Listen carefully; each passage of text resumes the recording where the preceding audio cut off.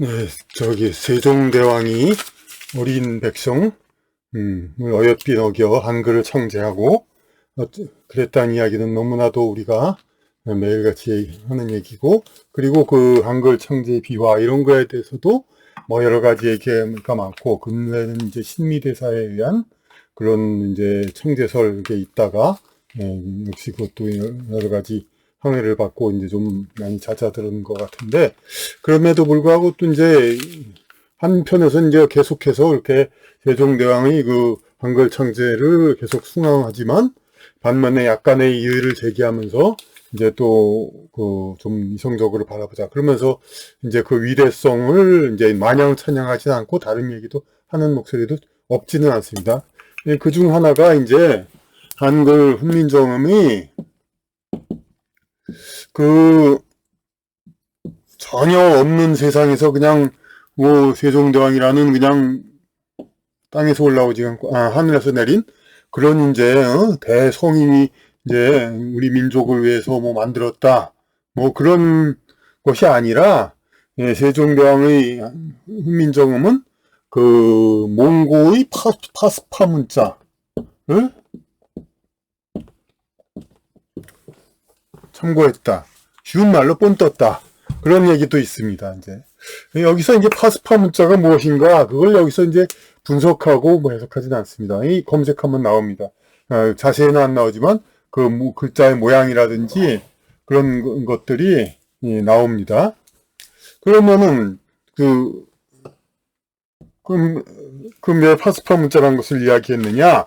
그것은 이제 그 파스파 문자를 만든 취지가, 몽골 파스파 문자가 뭡니까? 조선 건국 시기의 몽골을 얘기하면 원나라죠. 바로 그 조선 건국하기 얼마 전까지만 해도 이 중화 동아시아 전체를 지배했던 그 몽고의 원나라 그때 만든 문자를 말하는 겁니다. 그럼 이게 원나라의 그 파스파 문자는 그럼 왜 만들어졌는가, 이거를 우리가 알아볼 필요가 있습니다.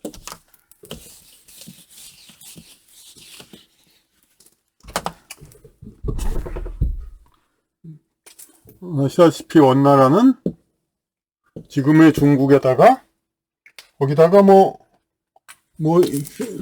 러시아, 소련까지 다 합하는 뭐 전체를 다 합치는 아주 엄청난 큰 나라죠. 그리고 여기서 지배 민족은 누굽니까? 몽고 민족이죠. 몽고 사람들이 여기를 지배를 하고, 기존에 이제 여러 민족들이 있는 한족이라고도 하지만 기존의 송나라와 그 이전의 많은 이제 민족들, 그러니까 송나라 이전의 어떤 그 남북조 시대라든지 그때는 다 당나라도 그때도 이미 이 정통의 한족 말고도 이제 그 선비족 무슨 엄청나게 많은 다른 족속들이 있지만 그것들이 다 당나라와 이후에는 거의 합쳐 있었는데, 이걸 다시 또 몽고 원나라가 다 지배를 했죠. 그리고 원나라가 지배하기 바로 전에 또 거란 요나라 뭐 이런 다른 민족들도 많이 있었고, 그러니까 한마디로 엄청나게 많은 민족들이 있어요. 그런데 비록 이제 이 중에서 주효를 가장 많이 차지하고 하고 있지만은 이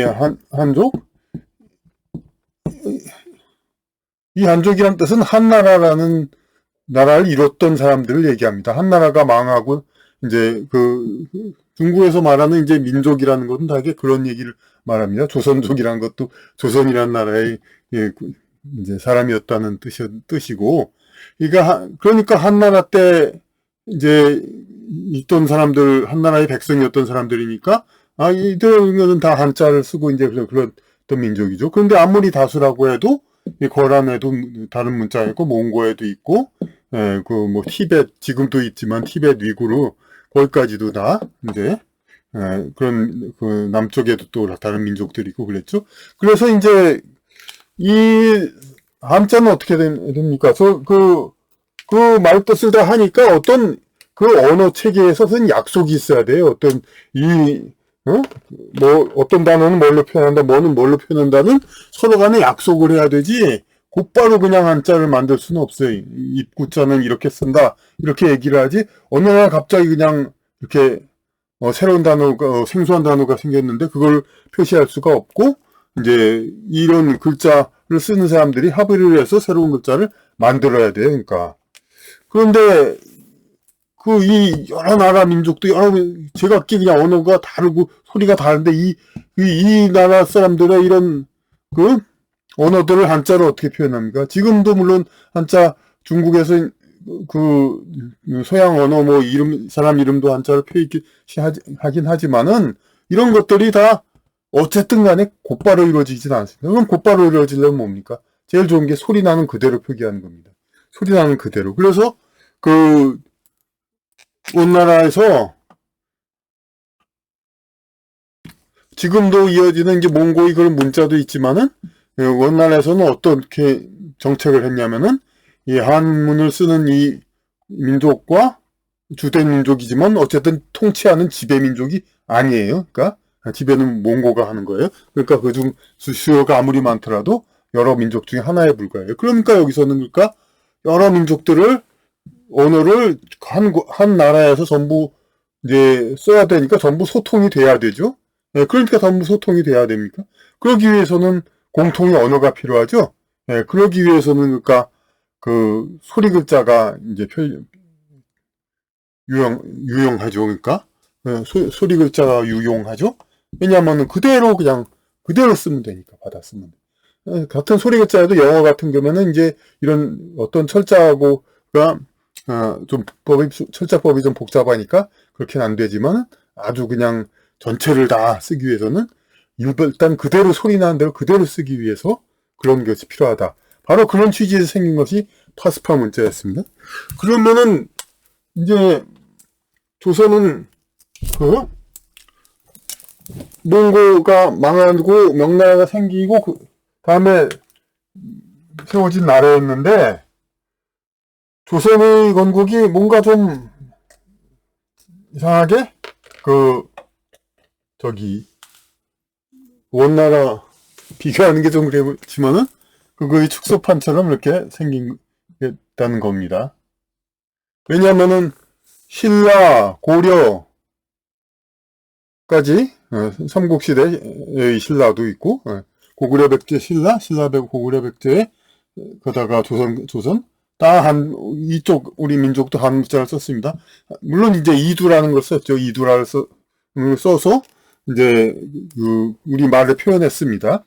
그래서 최만리의 상소문에서도 어떤 말이 있냐면 우리는 이두를 써왔고 그걸로 써서 아무 불편이 없었다는데 왜 또 새로 문자를 만드냐. 그것을 얘기한 겁니다. 그런데 국왕의 입장에서는 뭐냐면은 이제 조선은 그러니까 고려보다 영토가 위로 넓어졌죠. 그게 공짜로 넓어진 게 아니죠. 이제 그쪽의 어떤 넓어진 이성계 스스로가 이 넓어진 곳의 세력 출신이죠. 마치 중국의 이제 몽고 원나라가 이쪽이 원래 중국 땅이 아니었는데 이쪽에 살던 사람들에게 내려와서 이 땅을 지배하게 되고 훗날에는 여기가 다 중국 땅이 됐죠. 그와 마찬가지로 이쪽에 살던 사람들이 내려와서 이 고려 쓰는 이 반도 요쪽만 우리나라였는데 조선에 들어와가지고 여기까지 합해가지고 한 나라가 됐죠. 그러니까 이쪽의 민족들, 여진족들이 이제 통합을 한 거죠. 그 남쪽에서는 외인들이 많이 귀화를 하고 세종 때 이제 나라가 잘 되고, 그러니까 세종대왕을 우상화한 그런 말이 틀린 근거는 있죠. 그러니까 어쨌든 그때 제일 잘 살았으니까. 그러니까 외국도 많이 들어오고, 그러니까 조선이라는 나라가 출발할 때 일종의 이제 원나라와 같은 다민족 국가 그게 돼 있고, 그 지배 계층은 이제 물론 스스로는 뭐 용비어천가에서 이성계가 전주시에서 올랐다 그런 얘기지만은 여진족을 받드는 세력은 이제 조선 왕족 자체가 여진족이었다고도 말을 합니다. 이제 함경도 세력이었으니까. 그러니까 그 원나라와 마찬가지로 이런 이제 전통의 한자 이두를 써왔던 이런 반도의 민족들을 아우르고 거기다 여진족, 외인, 뭐 기타도 귀화자들 그런 사람들을 다 통치하기 위해서는 이제 모든 언어를 갖다가 이제 이두도 역시 한자보다 더하죠. 어찌 보면 그냥 뭐는 어떻게 쓰기로 한다는 걸 다 약속을 해야지 이게 어떤 그 표준을 약속을 해야지, 그렇지 않으면은 그 언어가 새로만 나온 말을 그대로 표기할 수가 없죠. 그러니까 이두도 이제 이렇게 다 약속을 하고 철자법을 특히 어떻게 표현할 것인가 약속을 해야 되는데, 그렇게 하면은 이 기존의 고려시대에 여기 살았던 사람들, 그 사람들 언어 말고는 표현을 할 수가 없게 됩니다. 그러니까,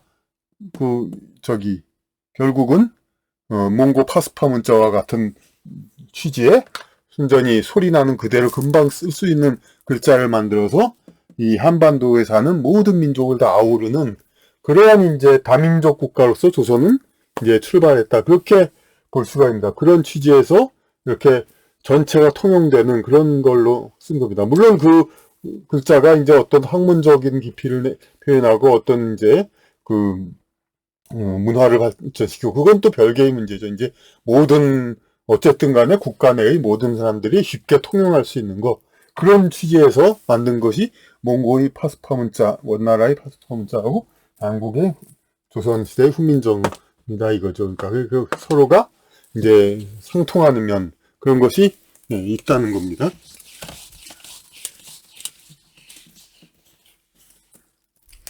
그래서 이제 오히려 그러니까 자꾸 이제 한글을 숭앙하는 사람들은 자꾸 어리석은 백성들을 위해서, 그런 같은 백성들을 위해서 하고 그러는데, 그게 오히려 그것보다도 이제 기존의 민족들, 기존의 한민족, 고려시대까지, 그리고 여진, 왜구, 기타 또 선비족, 여러 이제 귀화한 사람들이 있겠죠. 심지어 중국인이라도 한자를 귀화를 해가지고 한국에서 있으면은 중국의 언어를 이제 그대로 쓸 거 아닙니까? 한자를 쓰지 않고, 이제 당시에는 또 글자라는 사람이 많지도 않을 테니까, 중국인도 한국 내에서 귀화해서 살려면은 그 사람의 발음 말을 일단은 이제 소리 나는 대로 표기해 주는 게 1차적이죠, 이제. 그러니까 그런 여러 가지 외국인들이 모아 사는 그러한 한국을 만들기 위해서 소리 나는 조선이죠. 그런 조선을 만들기 위해서 소리 나는 대로 발음하는 그러한 글자를 만든 것. 물론 그것으로 어떤 학문과 그런 문화를 청달시키는 그런 거를 고려한 건 아니지만은, 어쨌든 간에 서로가 통용하고 국가를 통합시키기 위한 그런 취지의 그런 것이었던 것은 몽고 파스파 문자와 한국의 훈민정음은 다 서로 공통점이 있다고 하겠습니다.